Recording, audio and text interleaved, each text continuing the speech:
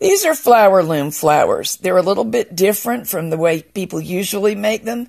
And the reason is that I wanted to come up with something that would work on a knitted garment and hold up for the life of the garment. The traditional way of making them out of ribbons and single strands of yarn is adorable, but it's a little bit problematic in wear.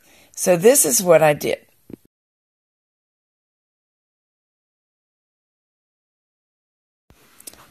This is my flower loom. It's the only one I have, but they all work just about the same. And I'm going to do something a little bit different from the usual things people use on a flower loom. Traditionally, you use plain yarn or ribbon. These are crocheted chains and mock I-cord, which is made by casting on 2 or 3 stitches on either a loom or a machine, or you can do it on knitting needles, and just knitting back and forth on those 3. This one was 3. A thinner one would be 2, and you decide based on the effect you want and the thickness of the yarn. Of course, you will need to know how much chain or mock I-cord to make, and it's an easy thing to tell. Get some ordinary yarn. I've got this white stuff on a cone, so I'm going to unroll a little of it to make matters easier. And set it up, fastening to one of these eyelets, just as though you were going to make your flower out of this. And now wrap as you normally would. And this is how we wrap regardless of whether we're making my kind of flower or the traditional kind.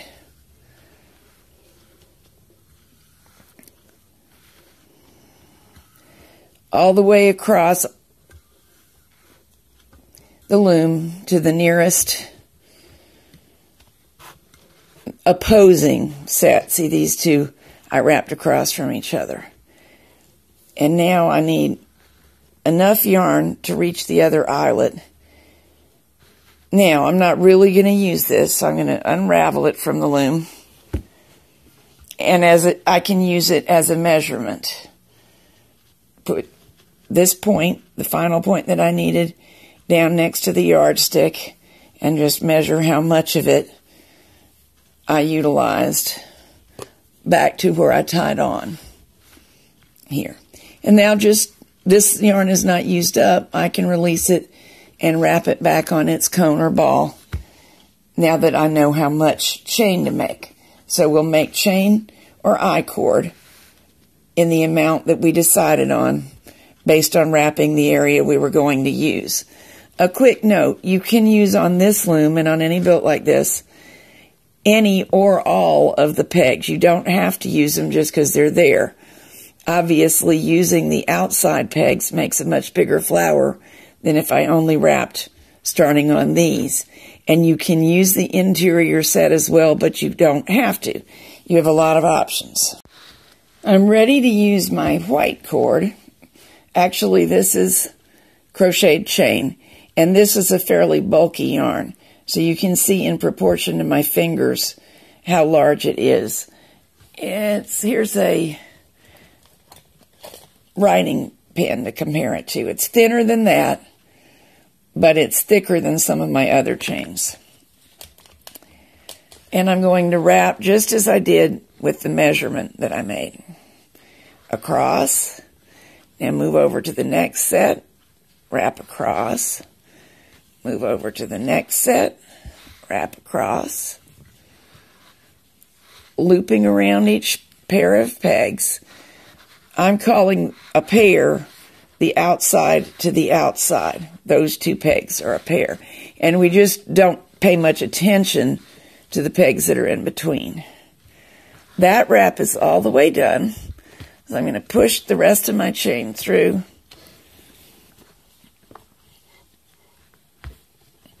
And leave it alone. Now I've prepared to use a thinner green chain. And one of the options is not to use every set of pegs. So I'm going to use the second ring of them, but skip a set It'll look a little funny at first, but it'll look fine in the end. Skipping this set and this opposing set will go here. And here's what I mean by it looking funny. But I will be able to fix that when I sew it together. So we'll get this end down through.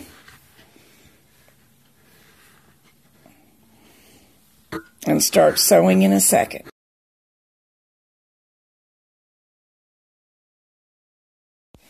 Of course, you would normally want to use sewing thread that matches what you're doing, but I'm purposely not. I'm going to be able to hide in any way, and you'll have an easier time seeing what I'm doing if I don't use a perfect match. And here is where I'm going to work the sewing thread in and out and collect these places that don't want to pull towards the center perfectly and make them do it. They don't mind, really. And why, you may ask, am I using sewing thread when yarn is traditional? And that is because I want to save on bulk. Since these flowers will be attached to clothing probably, and the bulk that we create can be a problem pulling the fabric. Suppose it's on a sweater front, for example, and especially if it's a child's sweater front, you have just a little bit of fabric and a good bit of weight from this flower, and you don't want to make it any thicker and bulkier than it has to be. So the center will be more discreet and flatter, and the whole thing will be lighter if I use sewing thread instead of yarn here.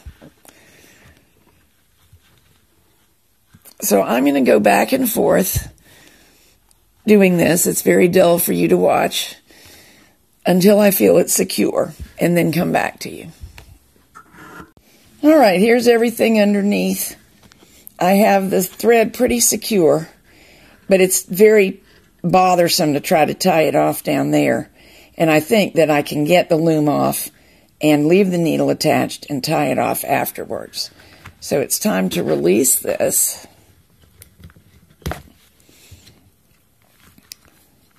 Make sure everything's free underneath. And now start lifting off of the loom. This part is really easy as compared to using ribbon or plain yarn because the chain or other cord is much stretchier than we're accustomed to. So it makes it a piece of cake to get this off.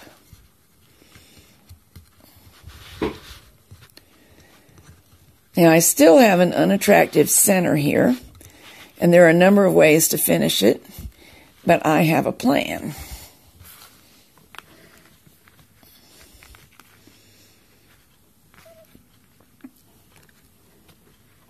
There's what I want for this one. Now on the back, I'll just sew that on after I knot this. I have some extra cord here. And the thing to do with the idea in mind that we want to limit the bulk is snip it off, ravel it back to the last necessary portion, and trim it. Make sure everything's knotted, of course. Here's my thread getting knotted.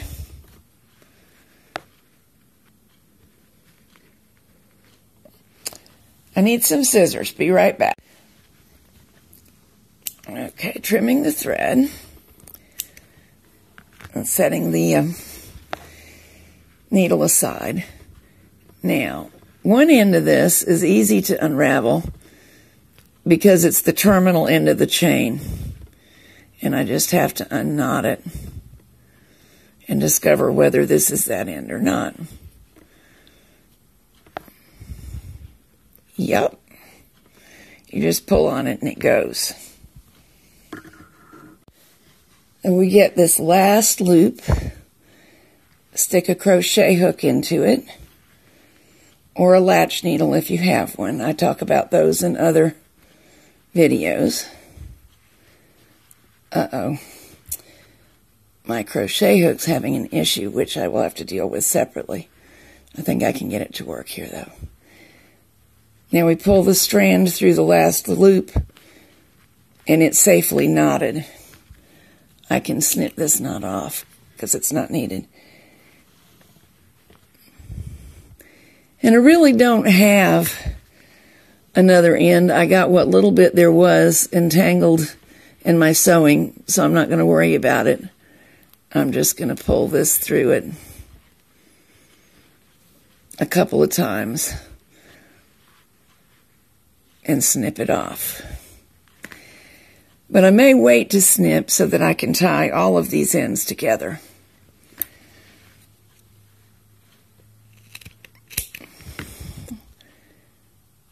Okay, this loop, this strand I can show you. This is also chain stitched, but we're working from the beginning end. So you have to pull out the stitches one at a time. It's not a big deal, but it's more work than pulling from the terminal end. Therefore, you only want to have to do it for as many stitches as you need to. And you determine that by how much of this strand do you have to tie off. I actually left myself more than I needed. Could have saved a little bit of work. But that's okay. It'll give you lots of opportunity to watch what's happening here. I'm sorry I picked such a fuzzy yarn. I'm glad because that's the look of the flower I wanted, but it makes it a little harder for you to see what's going on. We're just unraveling the chain, but we have to do it backwards because it does not pull out automatically from the beginning end.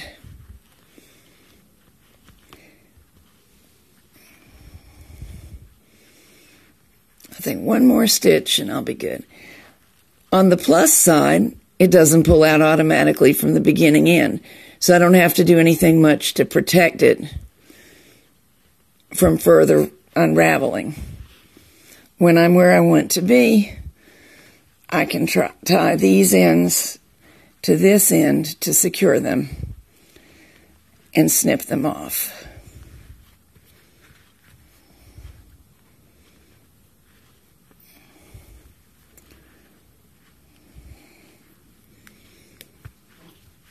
And now all I have to do is turn it right side up and sew on my button. You know how to sew on a button, so I'm going to do that off camera. And here it is. Remember, we only used half of the pegs on the second ring in, and that's what made the green center only have, I think it's 6 petals, rather than the 12 on the exterior. And this is fairly sturdy, though it's large, it would flop. And if I were going to put it onto a sweater or a purse, I would probably sew it down all the way around, not necessarily the entire thing, not like that, but I would tack the edge of every petal to the garment so that it wouldn't snag on things. And if that was done, it should be good for the life of the garment. Let's try an experiment. This is the knitted cord, 3 stitches, and although it's really a strip, that's why I call it mock eye cord, because it's not really a cord. I can open it out. But a strip this narrow rolls in on both sides so tightly that it functions as a cord. I only made enough to wrap the second circle and to do it on 10 of the pegs. So we'll see if that can come out nice and even though it won't start out even. 3, 4, 5, and there we are. Now I'm going to thread this thin yarn into the yarn needle and stitch across the center as I did with the needle and thread last time. Here we go. I think I have it secure, but I'm purposely avoiding too much stitching because I want to be able to adjust these petals so that they are an evenly spaced group. I see that I have not yet caught the end of that, but it's not going to be a problem. I'll be able to catch it.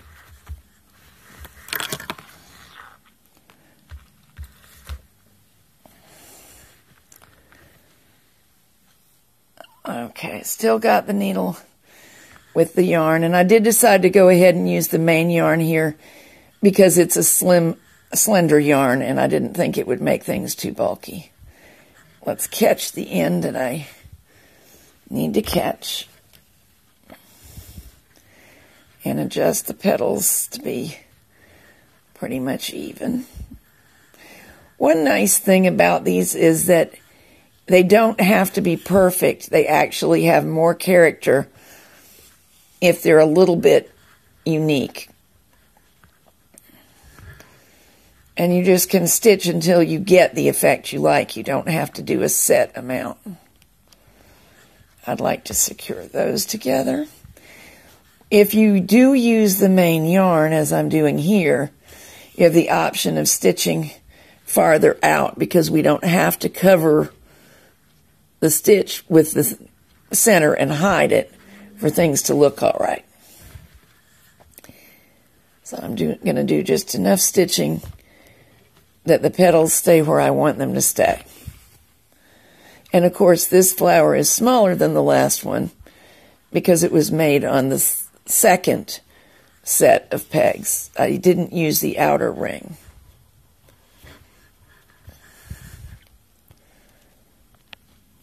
Just about around.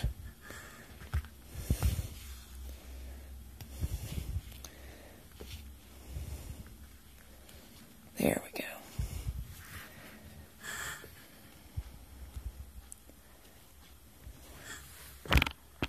Okay, I have an idea.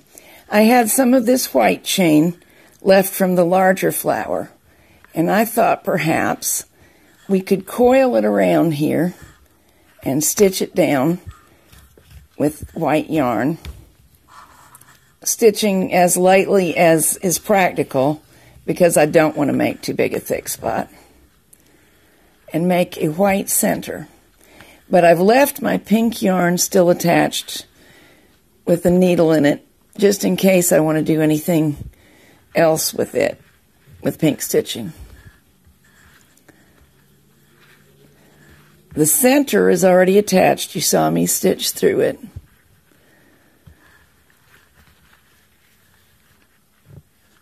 There we go. I think that's going to be kind of cute. So I'm going to come to the outside edge and work around affixing the chain coil to the pink flower.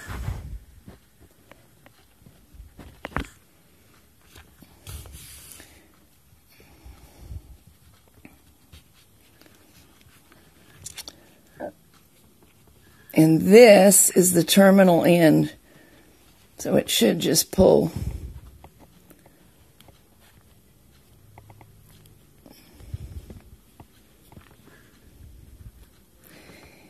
Yeah, I think what I'm going to do is end it there and just pull that end through to the back where I will knot it off. A couple more stitches to make sure my coil doesn't pop out. Should be able to push the needle straight through all of the turns of the coil in a couple places and secure it.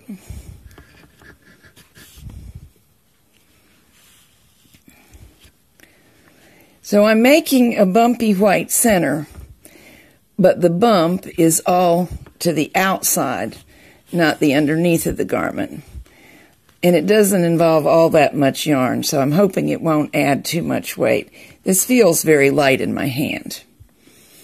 So to the back with this. And let me pull this through to the back.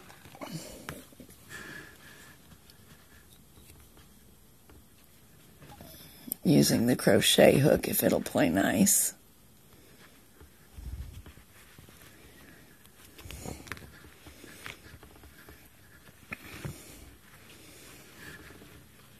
And now these can be tied together and snipped off. And if we wanted to, we could add a center button even still. I'm not sure. Maybe stitch the center green button, oh, that side up, that's got facets, and stitch it down with pink. Let me get this piece of wire off and I'll be back. Okay, we're ready to sew this button on. Coming up and up through the hole in the button and down through everything.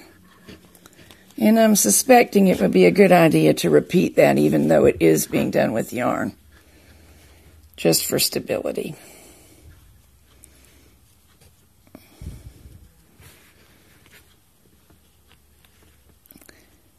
You do have to feel around a little for the hole in the button, but you can do that. Use a good sturdy needle.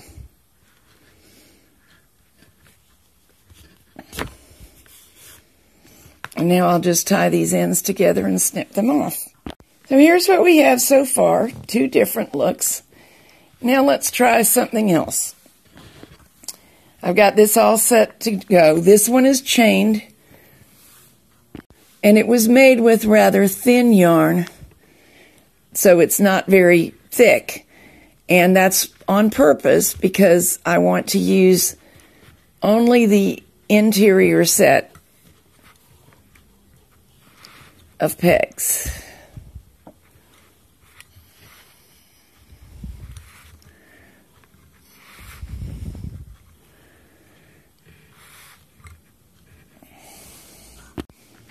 That's all wrapped. I'm going to tuck the last bit of my chain in there and keep going, because I have a different idea for this one.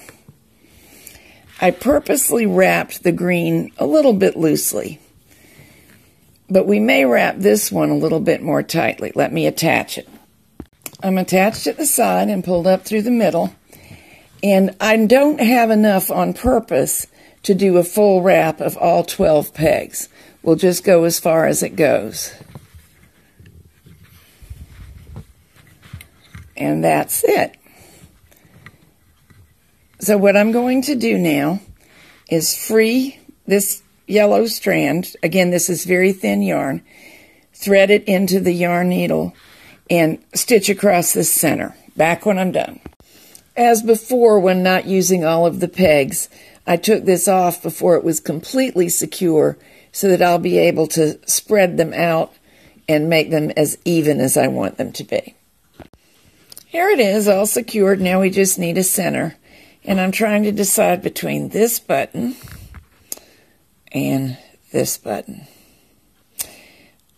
See you in a minute and surprise you with it. So here are some fun things you can do. And these are durable enough to go on clothing and be washed. But a quick word about buttons before we go. Obviously, if you're going to wash the garment, the button needs to be washable too. I have a whole bunch of buttons because I've been a seamstress for years. If you don't, go look in the bargain bin in the fabric store. When a button style gets discontinued, and they're a fashion item, so it frequently gets discontinued, they put the last few cards in a very cheap bin, although they may be high-quality buttons. And you don't need a lot of matching buttons for this job, so you may find yourself some lovely bargains. But one more note, I do not personally think it's suitable to put buttons on when these will be used by an infant, like on a baby blanket or something that the child might wear without a lot of supervision. In that case, use the method that you'll see on the next flower that shows up in a picture and embroider across the center. I think that there's much less of a choking hazard that way. The flower that you will see was made on the second ring and the interior ring using every one of the pegs. And here it is. This was my very first flower on this flower loom. It's made with chained cord using the interior ring and the second ring, not the outer ring, and using every peg on those rings. and then embroidering across the center, which is safer for some purposes.